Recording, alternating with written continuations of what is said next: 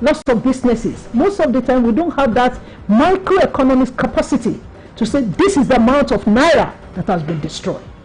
But I want to tell you that all these challenges around water scarcity is telling on us. We are all aware in the last 2 weeks what happened at Oluyole. Yeah. The fire disasters will continue to come. I'm not prophesying doom. But what is our response? Do we have even fire services with enough capacity and enough water resources to do what we're supposed to do? Amazingly, I was at that site and I discovered that even the facility for fire service became the storage for business people. What has happened to us? It's as if something is wrong with us as a people. So, which water will they use to quench the fire? So, when you look at it, issue of water is all about us. It has nexus with energy, nexus with our livelihood, nexus with our health, nexus with sustainability of even the ecosystem. And that's why no life, no water. No water, no life. We'll go back to that. All right, Dr. Michael Ali, thank you for staying with us. Hello, are you there? Hello, Dr. Ali, are you there? All right, good morning. Thank you for staying with us. So, the World Water Day has been an annual event for decades now, every 22nd of March. How much impact would you say it has made since it started? Thank you. Good morning, everyone. Good morning. Thanks for this wonderful program. And then practice was submission on this issue. And going by your question, World Water Day was celebrated on Saturday, and I think we have the fall of those celebrations, and one of it is comments made by former president of Nigeria, General Oluyole, about the proliferation of borehole Ogun State. How much impact has World Water Day made in the life of people, or the awareness, as the case may be? I think to understand that we recently celebrated International Women's Day, and unfortunately for Water Day, not many of us actually recognize the importance of water in our life, and that's exactly the reason why we're having the shortfall of water availability or accessibility among Nigerians, because we do not take it as an important resource. Prof has really made mention of so many things that has to do with water availability or access and sustainability from our solution, which is very well meant the wheel on all of our solutions, which is very correct. And when you look at so many things that come around when it comes to issue on water availability, because the topic we have before us, I don't want to go outside it, has to be on water accessibility and sustainability for all. Question is, do you have water in larger quantity in Nigeria, not to talk of Oyo State? So if we do, then what type of water we have is safe for drinking and is accessible? The first thing we'll look into is accessibility. How well can a child that needs to go to school can access water from a particular source, from a tap running, or you from a well, very close to our house, from a borehole source, is it from a fed water source? So we need to look at all of this and be able to see whether we really have the access perspective of water for everyone, especially all Nigerians. The question is this, and then the solution is with us, with the citizens. Sometimes we may think the solution is with the government, but I can say practically here that the solution is with the citizens, for them to know what exactly their right is when it comes to water accessibility. And it is when you can assess it that you start talking about safety of water. And we've been celebrating this years and years in, year out, and there has not been so much impact when it comes to government yielding to the celebration. Of course, so many other days that are being celebrated. You have the private sector investing, your media houses publicizing it. But you can check through all the media resources. You rarely will have anyone celebrating water except for few of us. Our few stations like DCS, which I think could do. But I know if you look at other media channels, no one ever talks that about water and water is being celebrated. And I'm very sure that every one of us, we definitely cannot do anything without water. So it looks so useless to many of us, but unfortunately, you can't do anything without water. And I pray we will not have waterborne issues, but it will definitely spell doom on any government that has neglected water to people. And if you look at my current research, almost 25% of states are having their water works running, which invariably means that just about 7 states can be said to be working or to be having a running water system to even 10% of the population. 5% of the water works running to 10% of the population they are serving. So invariably, it's a big work on the government for them make that social contract made with people to come to reality. And that is why recently, just about a day ago, during the visit of some group to General Olusegun was able to really condemn the aspect of relations in Nigeria. And of course, the solution lies with who? It lies with the people, and it lies with the government too. But the people will definitely decide the government to do the right thing. Thank you. All right. Okay, so having heard all that, Professor Michael Ali, how does this contamination of fresh water resources, e.g. plastic, we have heavy metals, we have chemicals, how does it affect access to clean water? Hello. Hello. Dr. Ali, did you get the question? Yeah, all right. Yeah, I'm done with my submission. All right. You did you hear the question? Hello? I didn't hear the question. All right, so we'll take that again. We'll take it again. Oh, okay.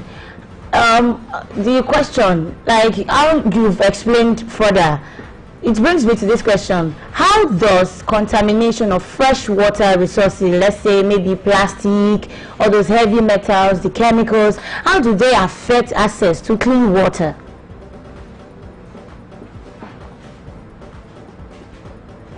Hello? How do heavy metals? Yes, the heavy metals, the plastics, the chemicals, how do they affect the access, the rigid access to clean water? Oh, okay.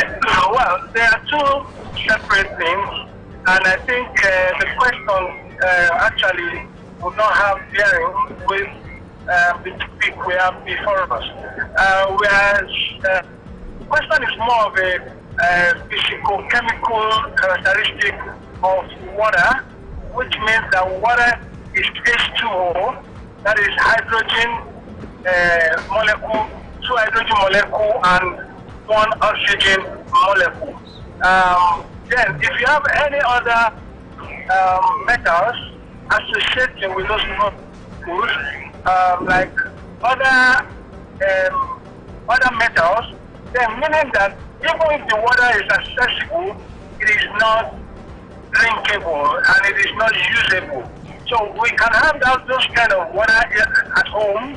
We can have them in our factories. We can have them in our plants. We can have them even on the ground through infiltration of all those metals. Probably those that have sand fields or refuse fields around their homes. The leachate can definitely go right into the underground water. definitely pollute the water. We could have access to it. But the question is the water safe for drinking? And the aspect of water safety comes in. It's not every water that you see that is fit for drinking. It's not every water that you see that is accessible to you. You may be seeing it. You may be seeing it face to face, but it may not be accessible to you because of its pollution and its contamination. So, and the question lies with what? With the people of government, and that is where my point of view is. In some advanced countries, they are not bothered about the accessibility of water because water is accessible to everyone through piping system. They are only bothered the EPA, that is the Environmental Protection Agency of those developed countries, are much concerned about the safety of that water that they are producing or they are passing through the pipeline to people. The question is, we don't have a centralized system which allows us to have water in our different homes. So we resort to drilling of boreholes, or we resort to drilling of making wells, or borehole drilling. In that case, the water is accessible to us, but the question is the water safe for us when we drill? Many people take it for granted. Even WHO even classified borehole as an unsafe source of. So many of us will definitely look at it. Oh yes, when I have my borehole, yes, it's safe for drinking. No, until a test is carried out, detect all these big elements, then you know that ways for you to treat your water for safe drinking.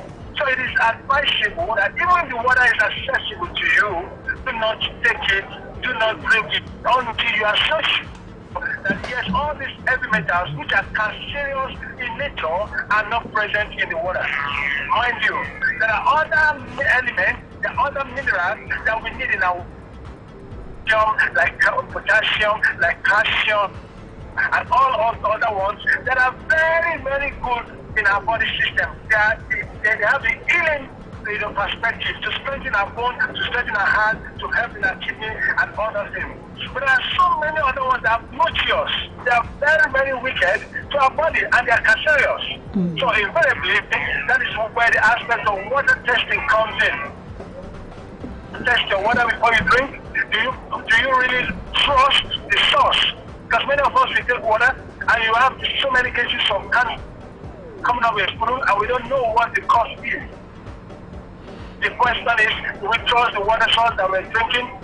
Don't those water sources, are they not, laden with so many unpleasant elements that could definitely be disastrous to our health? All right. So invariably, water and water access are two different things. You can have access to water, but it may not be safe for you to drink. Well, thank you very much, Dr. Michael Ali. I'll now go to Professor Grace Oluyole. Dr. Ali mentioned, as part of the water sources, borehole as not being safe or may not likely be safe. But we all know that these sources of water supply are the regular ones that we use as people. We dig our own boreholes, we dig our own wells, and the moment we can get something that looks clean, then it's okay for us to your home and where you are getting the water. So if it is outside your compound, ideally it shouldn't more than half of a kilometer. So you cannot have somebody in the village that the children will have to travel kilometers in the morning. Another thing we consider about accessibility is how much are you spending to get water? So ideally, by the UNICEF and WHO standard, you shouldn't spend more than 3% of your income on water resources. But they go by municipal water supply. But this autonomy of adapting, that's in a row of 3 plots, you will have your own borehole, she will have her, I will have my own. We are already even affecting the on-the-ground water crust, the water table. Contamination. It's already contaminated. That's just by Folicom counts. Bacteriologically, your water is contaminated. Also, as we go down the earth crust, some other elements in terms of macro and minor elements, uranium, mercury, they are going into our water system. And like he said, unless we do water quality tests, the physical, the chemical, and the bacteriological, we cannot ascertain that this water is good. Even the one in sachet water that we are calling pure water in Nigeria, how pure is the pure? So these are the challenges. Now go to the plastic waste that is going. Don't forget, these are non-biodegradable. So they go into the soil, they seepage into our water table. In our oceans, we already have an assertion now that we are having more plastic in the oceans than fishes. So all these, when they come back into our system, they impacted our health. They will impact our health. They are cancerous because they are hydrocarbons, the plastics. They don't destroy. They don't get degraded like organic materials. But how aware are we as a people of all of This these kind of dangers? program we are doing, this is an advocacy from the media. We keep on talking about it, and more importantly, in our local languages, so that the people on the street, they can be aware of it. That it's not just that you have water available that makes it to be accessible in terms of the quality supposed to go into your system, and this has implication for our health. Over 70% of ill health in developing countries are related with environmental hazard, and water related is having higher percentage. Water related in terms of waterborne, water fatal. So the dysentery, the malaria, the cholera, and all of them together, the typhoid, and they are killing more than even some other HIV, AIDS, and all this one that we have been having media coverage all around. So in educating people, in creating awareness, media organization, NGOs, community leaders, schools, because school wash activities must continue, in which we educate our children, we catch them young to know the importance of safe water. The market women, Iyaloja, Babaloja, they must be carried along. That it's not just seeing any water and just take it. Those that are dealing with our vegetables in the market, Iyalefo, Iyalewedu, how hygienic are the water they are using to take care of all those vegetables before we... Water is not just because we are drinking water. It cuts across all our livelihood, our livability, and our sustenance as human, and more importantly, sustenance of ecological system. All right, so quickly, let's go to the theme for this year, which is glacier preservation. Okay. What exactly is that? Some people would say it's something alien to us as Africans. Okay. And do we have any need to be concerned? Okay. Glacier preservation is coming in for the first time, and this year's World Water Day is what is now making the UN to launch World. And the reason is because, you know, the other time I mentioned that there are natural forces and anthropogenic forces that are limiting available water. So that will take me to the theory of global environmental change, in which climate change is one of it. Our environment is changing. The climatic forces under the sea is changing. Before the industrial era, we have ice on the sea, but they are all melting now.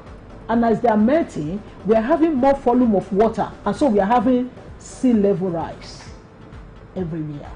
Also on our mountains, there used to be glacier elements there.